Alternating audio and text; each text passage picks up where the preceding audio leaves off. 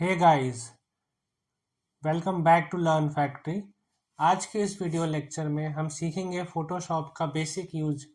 कैसे हम फोटोशॉप के अंदर फाइल लेते हैं, लेयर्स क्या होता है, लेयर्स को कैसे यूज़ करना है, लेयर्स में ट्रांसफॉर्मेशन कैसे करना है, ऐड कैसे करेंगे लेयर, डिलीट कैसे करना है, हिस्ट्री का यूज़ करना है, स्नैपशॉट इसमें हम कैसे लेते हैं।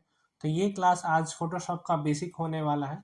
आगे इसी वीडियो को हम कंटिन्यू करेंगे जिसमें फोटोशॉप के अंदर ये सारे टूल्स को भी हम लोग सीखने वाले हैं। इसके अंदर हम सीखेंगे कैसे बैकग्राउंड्स चेंज कर सकते हैं, कैसे प्रॉपर सिलेक्शन के थ्रू हम फोटो का एडिटिंग कर सकते हैं, पोस्टर्स क्रिएट कर सकते हैं। बट इससे पहले हमें फोटोशॉप का बेसिक समझना होगा।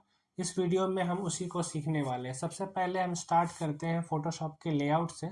तो जैसे कि आप स्क्रीन पे देख पा रहे होंगे, आप फोटोशॉप के अंदर आपको यहाँ पे कुछ ऑप्शंस दिख रहा होगा जो कि आप यहाँ विंडो से ऑन कर सकते हैं।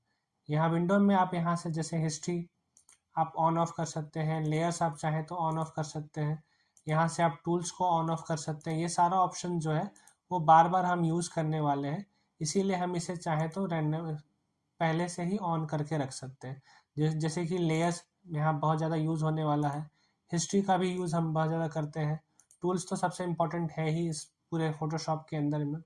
तो इन ऑप्शंस को आप पहले से ही ऑन करके रख सकते हैं, जो कि हम विंडोज़ के अंदर देख पा रहे हैं। इसमें और भी ऑप्शंस आप देख पा रहे होंगे।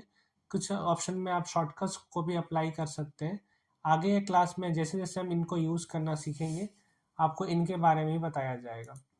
फिलहाल अगर हम इस फोटोशॉप के अंदर अगर फाइल लेना चाहते हैं, तो आप यहाँ फाइल मेन्यू में जाके नया फाइल क्रिएट कर सकते हैं। आप देख पाएंगे फाइल में नया फाइल लेने का जो शॉर्टकट है वो कंट्रोल एन होता है। तो आप कंट्रोल एन लेके भी फाइल ले सकते हैं, या फिर डायरेक्टली फाइल में जाके आप नया फाइल ले सकते हैं।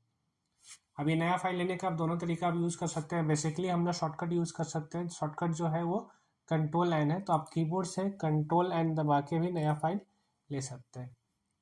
अब जैसे ही आप फाइल पे क्लिक करेंगे, न्यू फाइल पे, तो आप देख पाएंगे आपको इस फाइल से जुड़ा हुआ इन्फॉर्मेशन आपको यहाँ पे फोटोशॉप आपसे मांग रहा है। अब इसमें आप फाइल का नाम फिल कर सकते हैं। आप अपना फाइल का नाम जो भी देना चाहते हैं, जैसे हम फाइल का नाम प्रोजेक्ट 1 देना चाहते हैं तो हम यहाँ पे प्रोजेक्ट 1 टाइप कर सकते हैं, या जो भी आपका फाइल का नाम होगा आप यहाँ पे फिल कर सकते हैं। फाइल का जो साइज़ होगा, या तो आप यहाँ से प्रीसेट सेलेक्ट कर सकते हैं, जो भी फाइल का साइज़ हो आप यहाँ से चूज़ कर सकते हैं, या फिर आप खुद से भी विड्थ और हाइट को यहाँ पे फिट कर सकते हैं। यहाँ पे जो आपका मेजरमेंट यूनिट है वो सेंटीमीटर सेट है। आप अपने नीड के हिसाब से पिक्सल, इंच, सेंटीमीटर, जो भी आप जिस भी यूनिट में कंफर्टेबल है उस यूनिट को यहाँ पे चूज़ कर सकते हैं।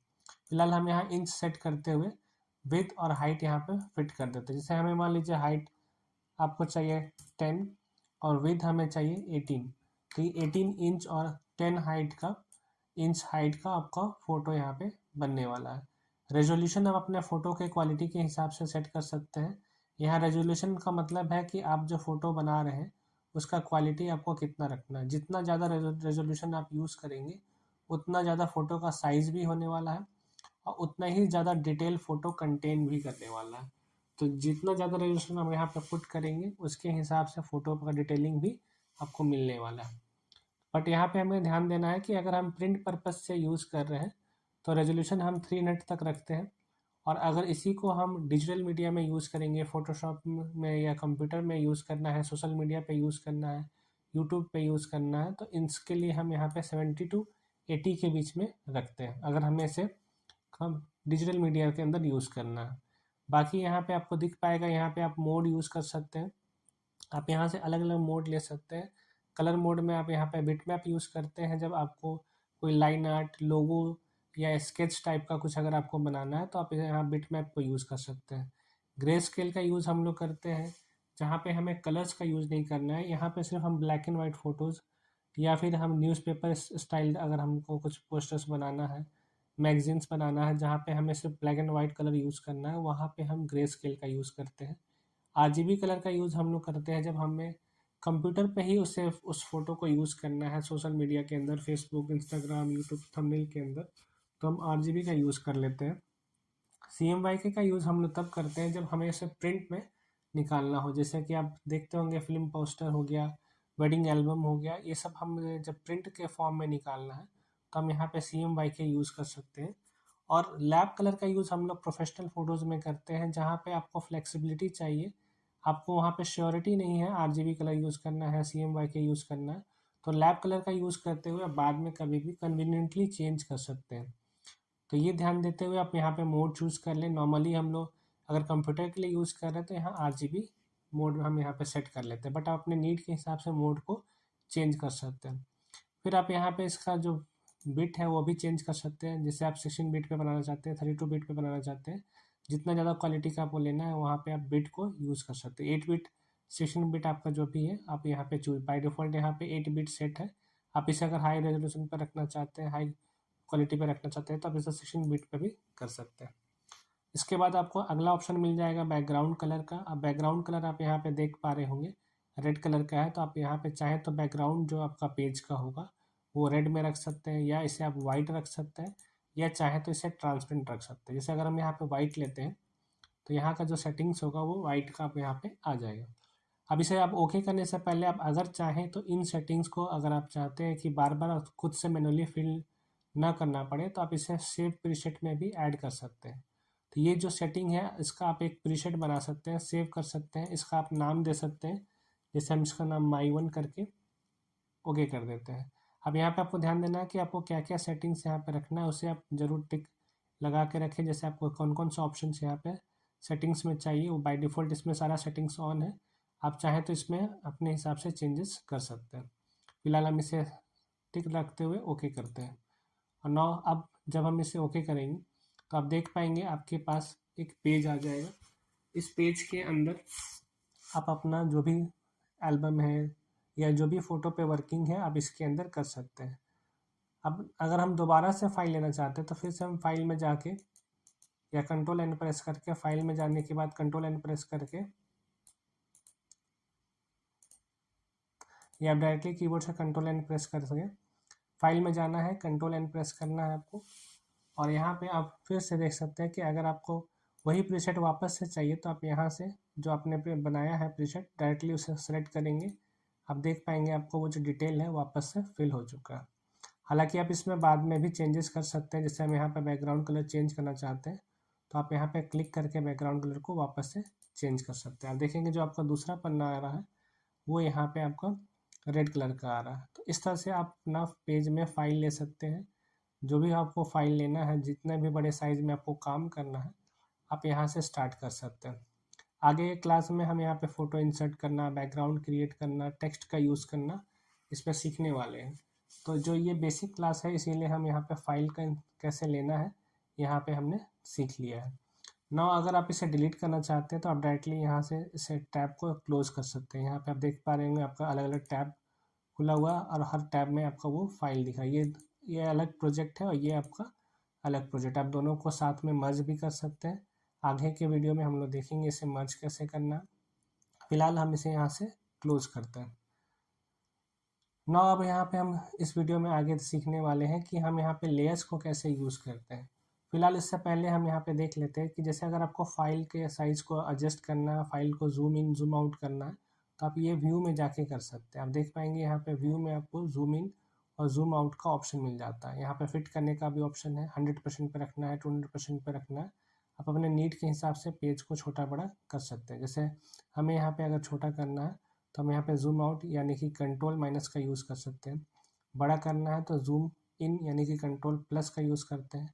स्क्रीन में फिट करना है तो आप कंट्रोल 0 का यूज़ कर सकते हैं। ऐसे ही और भी आप यहाँ पे शॉर्टकट देख सकते हैं। जैसे आप रूलर को ऑन करना चाहते हैं तो कंट्रोल R से रूलर ऑन कर सकते हैं।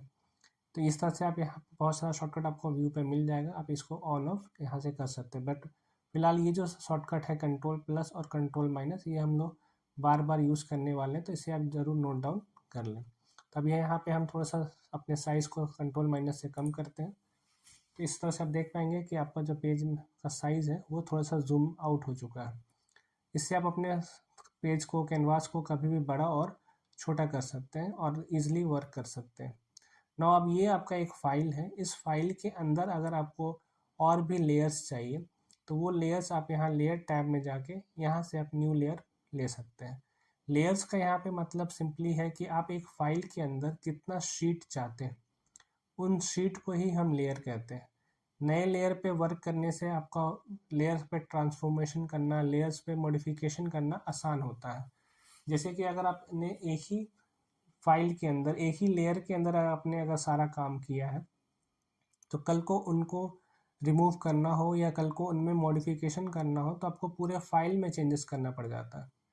अगर आप इस चीज़ से बचना चाहते हैं तो आप सारा काम लेयर्स के रूप में करेंगे। जैसे अगर हम किसी फ़ोटो पे काम कर रहे हैं, पोस्टर बना रहे हैं, तो हम पोस्टर का अलग अलग पार्ट को अलग अलग लेयर पे बनाएंगे। इससे फ़ायदा ये हो जाता है कि आप अगर किसी पार्ट में आपसे मिस्टेक हो गया या किसी पार्ट में करेक्शन भी करना हो तो आपको पूरे फ़ोटो को चेंज नहीं करना पड़ेगा। आप आसानी से उस लेयर पे चेंजेस करके बाकी पार्ट को एज इट इज़ छोड़ सकते हैं।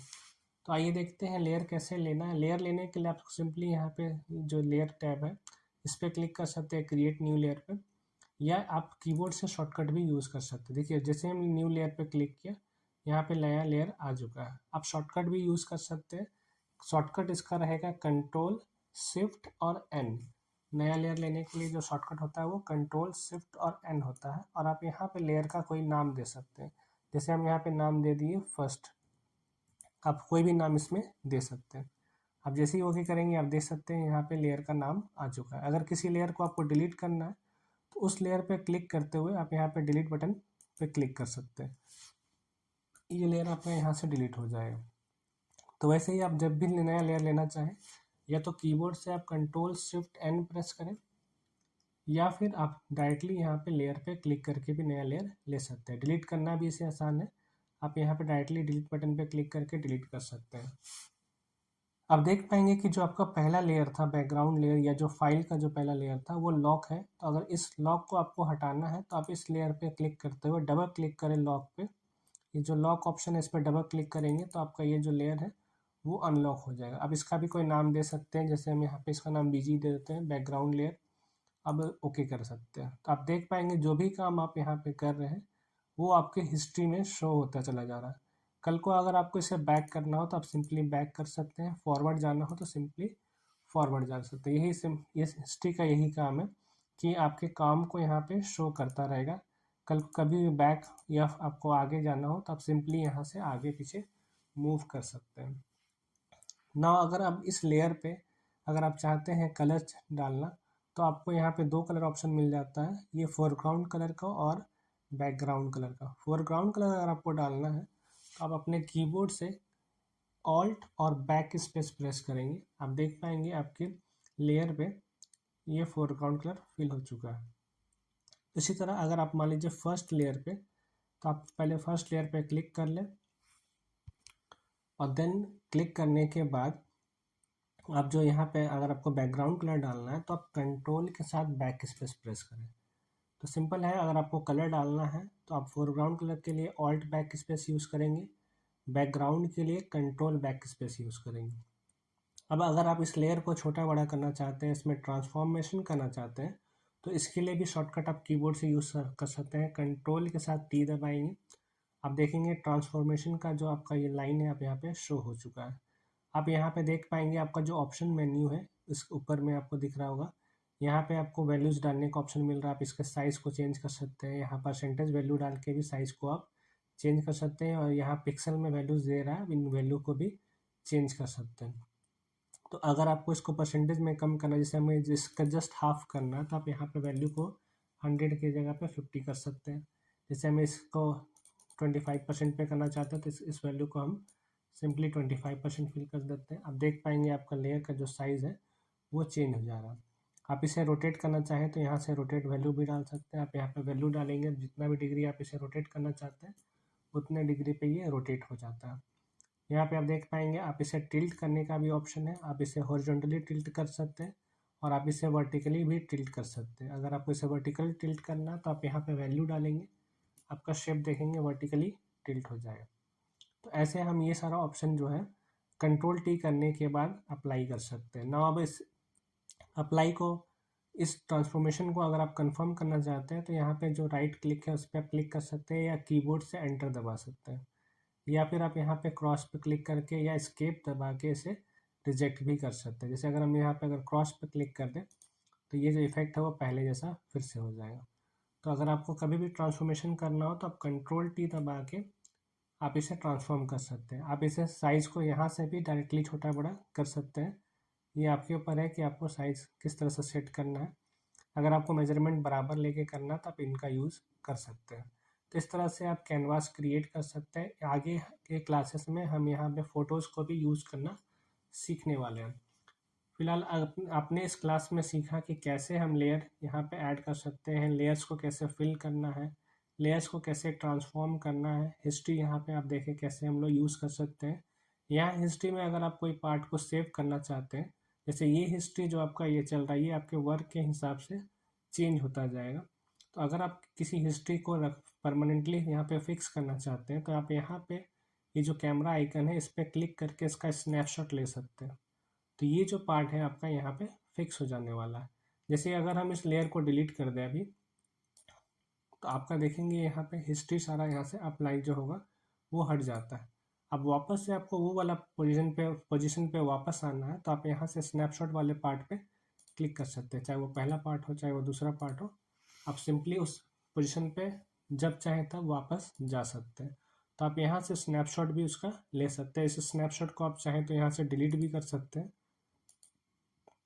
इस तरह से आप यहाँ पे हिस्ट्री का यूज़ करते हुए कभी भी अपने पोजीशन को स्विच कर सकते हैं। तो ये आज के क्लास में यहाँ पे फ़ोटोशॉप के अंदर हमने इंट्रोडक्शन सीखा। फ़ोटोशॉप के बारे में कुछ ऑप्शंस हमने विंडोज़ से ऑन ऑफ किया करना सीखा, कैसे हिस्ट्री से लेयर टूल्स को हम लोग ऑन ऑफ करते हैं, व्यू के थ्रू हम लोग कैसे जूम इन जूम आउट कर सकते हैं, नया फाइल कैसे लेना है, फाइल का जो साइज़ है उसको प्रीसेट कैसे सेट करते हैं, लेयर्स कैसे यूज़ करना है, डिलीट करना है। आज के वीडियो में हमने ये जाना।